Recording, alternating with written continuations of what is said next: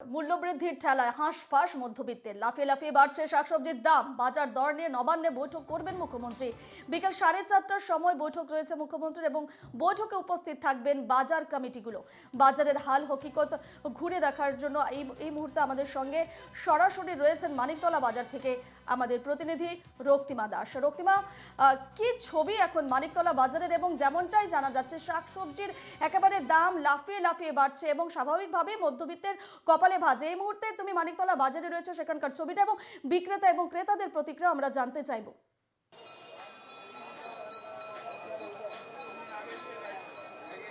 হ্যাঁ দেখো, সব থেকে বেশি যেটা সাধারণ মানুষের যেটা সমস্যার সৃষ্টি হয়েছে সেটা হচ্ছে আলু এবং পেঁয়াজ নিয়ে। তুমি জানো, নিত্য প্রয়োজনীয় রান্নাঘরের জিনিসের মধ্যে কিন্তু আলু এবং পেঁয়াজ সবার আগে পড়ে এবং সেক্ষেত্রে যেটা দেখা যাচ্ছে শহরের বাজারগুলিতে উত্তর থেকে দক্ষিণ সব জায়গাতেই কিন্তু তোমাকে জানিয়ে রাখি, জ্যোতি আলু বিক্রি হচ্ছে 30 থেকে 35 টাকা কিলো।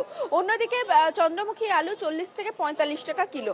পেঁয়াজের দামও প্রায় বহুগুণ বেড়ে গিয়েছে। এই অবস্থায় দেখো, মুখ্যমন্ত্রী মমতা বন্দ্যোপাধ্যায় আজকে ডেকেছেন যারা কৃষি বিপণনী দপ্তরের আধিকারিকরা রয়েছেন তাদের সঙ্গে কথা বলবেন এবং সেক্ষেত্রে অতিরিক্ত কেউ টাকা নিচ্ছে কিনা সেটাও কিন্তু আজকে খতিয়ে দেখা হবে। এখানে তুমি দেখতে পাচ্ছ যে বাজার আজকে সকালে যে চিত্র থাকে সেই অনুযায়ী কিন্তু ফাঁকা। যারা রয়েছেন তাদের সঙ্গে কথা বলবো। দাদা, অনেকটাই তো দাম বেড়েছে, সমস্যার মুখে পড়তে হচ্ছে। হ্যাঁ, অনেক দাম বেড়েছে, এবার সমস্যা তো হচ্ছে বাজার করতে, হাট করতে। কি বলবো, আর কিছু বলার নেই। সুতরাং বুঝতে পারছো যারা ক্রেতারা রয়েছেন এখানে, যেমনটা তারা বলছেন, যারা বিক্রেতারা রয়েছেন তাদের সঙ্গে কথা বলবো। দাদা, কোন কোন জিনিসের নতুন করে দাম বেড়েছে এখনো অবধি? এখন সবজি আর খালি বেগুনটার দাম আর ফুলকপিটার দাম, বাদ বাকি সব এভেলেবেল আছে। ওটা কত টাকায় পাওয়া যাচ্ছে? এখন বেগুন 150 টাকা হচ্ছে, ফুলকপি 180, এইরকমই দাম আছে। ক্রেতারা আসছে? এবারে আসছে, দাম শুনছে, বলছে আর একটু কুমুক খাবো, এখন খাবো না, এই বলে চলে যাচ্ছে। তা আমরা বসে যাচ্ছি মাল কিনে, আমরাও বেচতে পারছি না। আমাদের একদিন পরে দুদিন পরে ফেলে দিতে হচ্ছে টাকার দাম নিয়ে। বাজার আমাদেরও খারাপ। সুতরাং বুঝতে পারছো যারা বিক্রেতারা রয়েছেন তাদেরও কিন্তু একই বক্তব্য যে এত দাম যেহেতু বেড়ে গিয়েছে ফলত ক্রেতারাও কিন্তু তাদের থেকে মুখ ফেরাচ্ছে এবং সেই দিক থেকে দাঁড়িয়ে কিন্তু যারা আসছেন তারাও ফিরে যাচ্ছেন, ফলত তাদের জিনিসও নষ্ট হচ্ছে এবং সেই জায়গা থেকে দাঁড়িয়ে যে সমস্যাটা তৈরি হয়েছে সেটা নিয়ে তুমি জানো যে দীর্ঘদিন ধরে কিন্তু চলছিল এই দাম বৃদ্ধির বিষয়টি এবং আজকে মুখ্যমন্ত্রী মমতা বন্দ্যোপাধ্যায় তিনি বৈঠক ডেকেছেন। সেক্ষেত্রে যেটা জানা যাচ্ছে এখনো পর্যন্ত যে এই বৈঠকে যারা যারা বেশি দাম নিচ্ছে কিনা সেটা কিন্তু যারা বিপণনী দপ্তর রয়েছে, কৃষি বিপণন দপ্তর, তাদেরকে দেখার নির্দেশ দেওয়া হয়েছে এবং সেই অনুযায়ী কিন্তু পদক্ষেপ করা হবে। এখানে যারা রয়েছেন তাদের সঙ্গে কথা বলবো। কত দাম বেড়েছে দাদা? দাম বেড়েছে তো একটু। ক্রেতারা আসছে, অনেক কম আসছে। আপনাদের সমস্যা তো অনেক পড়তে হচ্ছে, মাল বিক্রি হচ্ছে না।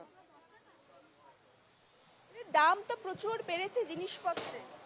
দাম বেড়েছে, এবার প্রকৃতিটাকে দেখো। শুধু দাম বাড়ালে দেখলে তো হবে না। চাষে এত গরম পড়েছে, এত এত গ্লোবালাইজেশন হলে তো হবেই না। এটা আমাদের সাধারণ বুদ্ধি দিয়েই ভাবতে হবে, শুধু দাম দেখলে হবে?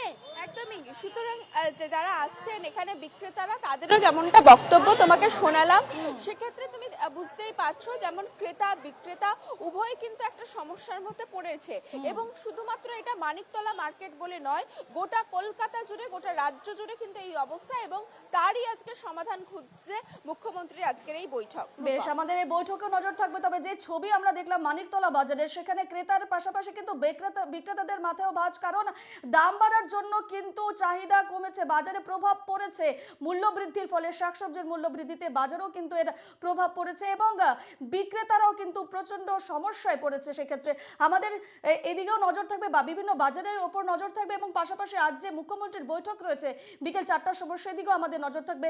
আপাতত তোমাকে ধন্যবাদ জানাচ্ছি রক্তিমা।